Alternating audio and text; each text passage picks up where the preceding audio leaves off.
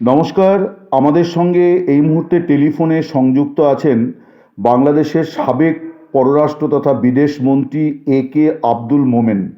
A K Abdul মোমেনের বড় পরিচয় হচ্ছে যে তিনি পররাষ্ট্র বিষয়ে একজন বিশেষজ্ঞ ব্যক্তি এবং আওয়ামী লীগের রাজনীতির সঙ্গে দীর্ঘদিন সংযুক্ত এবং শেখ হাসিনার সঙ্গে তিনি দীর্ঘদিন কাজ করছেন এবং এই মুহূর্তে তিনি দলের তরফে যে কাজটি করছেন সেটি হচ্ছে যে তিনি আন্তর্জাতিক দুনিয়াতে বিভিন্ন সংগঠন প্রতিষ্ঠানের সঙ্গে নিয়মিত যোগাযোগ রাখছেন এবং তাদেরকে কনভিন্স করাচ্ছেন যে কিভাবে আওয়ামী লীগকে অন্যায়ভাবে তাদের মানে কার্যক্রম নিষিদ্ধ করে রাখা হয়েছে বাংলাদেশে।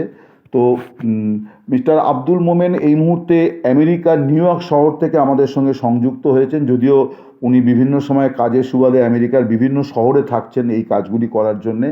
তো আমরা তার সঙ্গে কথা বলবো যে আওয়ামী লীগের এই নিষেধাজ্ঞা প্রত্যাহারের বিষয়টি এখন ঠিক কোন জায়গায় বা আন্তর্জাতিক দুনিয়া কি ভাবছে। মিস্টার মোমেন, আপনাকে অনেক স্বাগত জানাই ওয়ালে। আওয়ামী লীগের এবারে ঘুরে দাঁড়ানোর সুযোগ অনেক বেশি।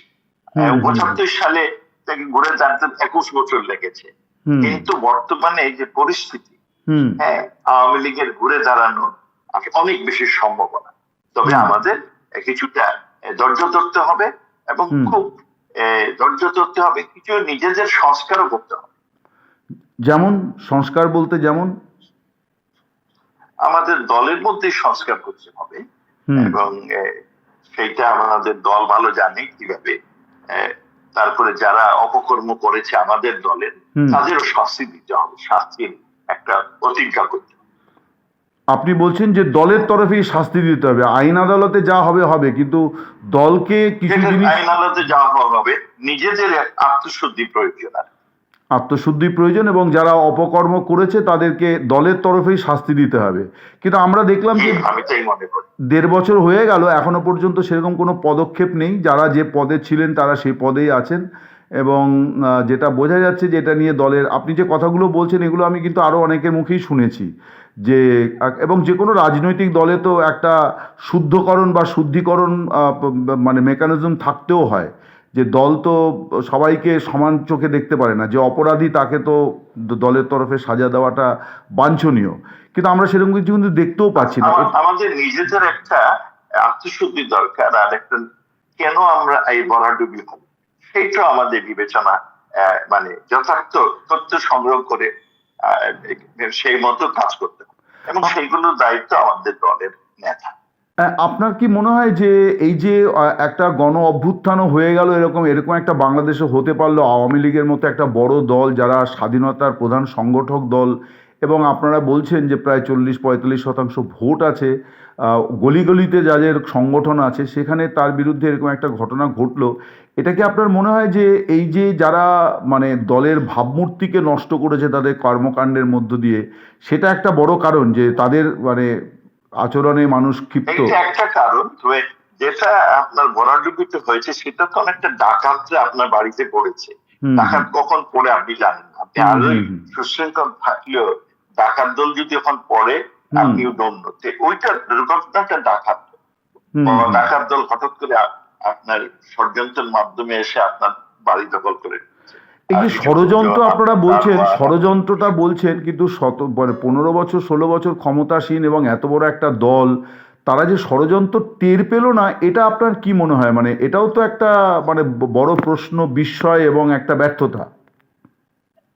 এইটা অন্যরা বলবেন, আমি যেটা মনে করি শেখ হাসিনার সরকার সবচেয়ে বেশি আপনার প্রায়োরিটি দিয়েছিল দেশের উন্নয়ন এবং দারিদ্র দূরীকরণ, সাধারণ মানুষের দুমুঠো ভাত, সেই জন্য। আর যেহেতু আওয়ামী লীগ কখনো ষড়যন্ত্র বুঝে না, ষড়যন্ত্র করে না, সেই জন্য এই ষড়যন্ত্রের দুশ্চিন্তা ওদের মধ্যে ছিল না।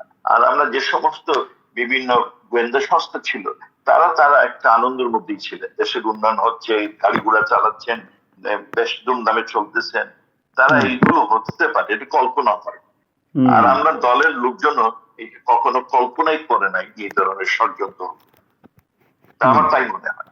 তো আপনি যে শুদ্ধিকরণের কথা বলছিলেন, এটা কি আপনি যে শুদ্ধিকরণের কথা বলছিলেন, আত্মশুদ্ধির কথা বলছিলেন, এটা কি আপনি বলতে চান যে মানে দলের সব স্তরেই এই বিষয়টি দরকার, যে কেউ যদি ভুল করে থাকে তার ভুল স্বীকার করা এবং তাকে সাজা দেওয়া? অবশ্যই, অবশ্যই সব স্তরেই দরকার। তো এটা তো দেখুন, মানে সজীব ওয়াজেদ জয় তিনি একটা সাক্ষাৎকারে বলেছেন যে তার মা রাজনীতি করবেন না, মানে শেখ হাসিনা আমাদের নিজেই। ব্যাংকিং সেক্টর আমরা থাকতে হ্যাঁ, যে না আমরা যখন সরকারে ছিলাম তখন আপনার দুর্যোগ এসেছে, আমরা সেইটার অ্যাকশন নেই নাই। আপনার এই সরকারি মহলগুলোতে সরকার রাজনীতিবিদরা খুব করাপশন করতে পারে না, কারণ সব অ্যালোকেশনের মূল দায়িত্ব হচ্ছে কি সরকারি রাজনীতিবিদ এবং সরকারি কর্মচারী যৌথভাবে আপনার করাপশন করতে, এবং সেইখানে আমাদের কিছুটা দুর্বলতা হলো, কারণ আমরা অনেক সরকারি কর্মচারীদের প্রশ্রয় দিয়েছি এবং তাদের সহযোগী কেউ কেউ হয়তো এইগুলোর ব্যাপারে আমাদের শক্ত অবস্থান নেওয়া উচিত ছিল বলে আমি মনে করি। আমি সেটা সদস্য হিসাবে সংসদ তুলে ধরেছি, হ্যাঁ, এখনো করছি, কারণ এইগুলোতে আমাদের কিছু জনগণের প্রত্যাশার ছিল যে আমরা শক্ত অবস্থান নেব, আমরা নেই। যাই হোক, সেগুলো আমাদের দুর্বলতা। তবে আওয়ামী লীগের যেহেতু অর্জন অভাবনীয়, আর দেশে আমাদের তৃণমূলে এখনো জনসমর্থন অনেক বেশি, আমি এই জন্য মনে করি আওয়ামী লীগের ঘুরে দাঁড়ানোর অবস্থা অনেক অনেক সম্ভাবনা। আমি একটু আরেকবার না এই শুদ্ধিকরণের বিষয়টাতে যাচ্ছি। আপনি যে কথাটা বলেছেন খুব গুরুত্বপূর্ণ কথা। তো এখানে কি আপনার মনে হয় যে মানে আপনি কি কোনো এইভাবে একটু বলতে পারেন যে ঠিক কোন পদের লোকেরা যাদেরকে সরানো দরকার বা যাদেরকে মানে পাবলিক ইয়েতে এখন আসতে না দেওয়া উচিত দলের ভাবমূর্তি উজ্জ্বল করতে হলে, যদি একটু আপনি আলোকপাত করেন যে এই ধরনের লোকেদের?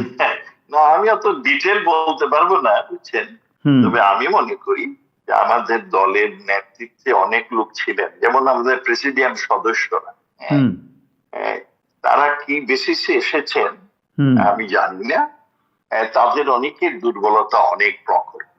তারপরে আমি ওইটুকু শুনেছি দল আমার তৃণমূলের কাছ থেকে যে বিভিন্ন পজিশনে যখন আওয়ামী লীগ নেতৃত্ব কথা আসতো তখন অনেক সময় টাকা পয়সার লেনদেনে তাদের নমিনেশন দেওয়া হতো। এই ধরনের মন মানসিকতার লোক যারা আছে, এবং এইগুলো আপনার লোকরা দলের লোকরা জানে, এদের অবশ্যই বিতাড়িত করা দরকার।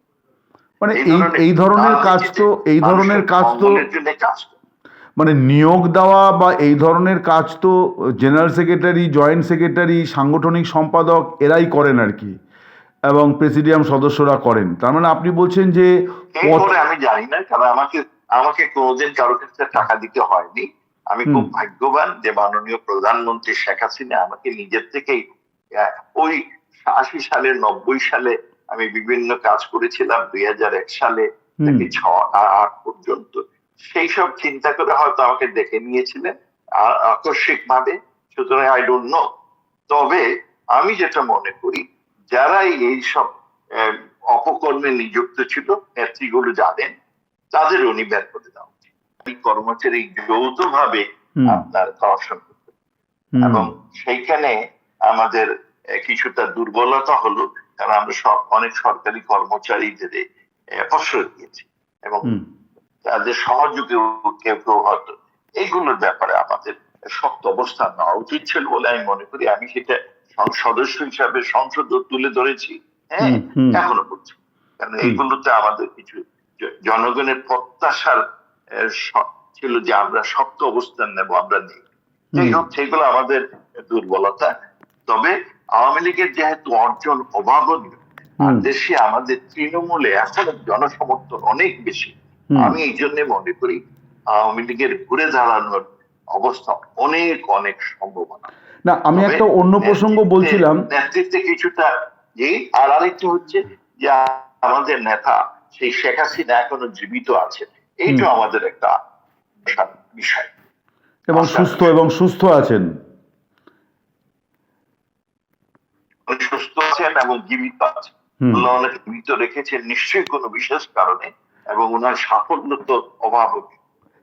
কিন্তু ওনার ছেলে তো কিন্তু ওনার ছেলে তো সাক্ষাৎকার দিয়ে বলেছেন যে মা আর রাজনীতি করবেন না, মানে দেশে ফিরে গিয়ে মা আর রাজনীতি করবেন না, ফলে তিনি তো আমি জানি না ওনার ছেলে তো রাজনীতি করেন না। হ্যাঁ, শেখ হাসিনা রাজনীতি করার দরকার নেই, এবং উনি নেলসন ম্যান্ডেলার মতো ফাদার ফিগার হয়ে থাকলেই না। হুম। আচ্ছা, আপনি বলছেন যে শেখ হাসিনার পদ পদবি দিয়ে রাজনীতি করার প্রয়োজন নেই, মানে তার রাজনৈতিক ওজন এতটাই মানে বেশি। না, ওনার নামেই তো রাজনীতি, ওনার নামেই বঙ্গবন্ধুর নামেই রাজনীতি হয়েছে, বাংলাদেশ স্বাধীন হয়েছে, আর ওনার নামেই দেশ উন্নতি হয়েছে, ওনার নামেই আগামীতে। তা ওনার ছেলে তো আওয়ামী লীগের কোনো পদে নেই, কিন্তু তিনি ঘোষণা করে দিলেন যে মা আর রাজনীতি করবে না, তিনি মানে পদে থাকবেন না। সেটা আমি বলতে পারবো না, এটা ওনার ব্যক্তি। অনেক ধন্যবাদ, আপনি ভালো থাকুন, বাংলাদেশের মঙ্গল হোক, নমস্কার।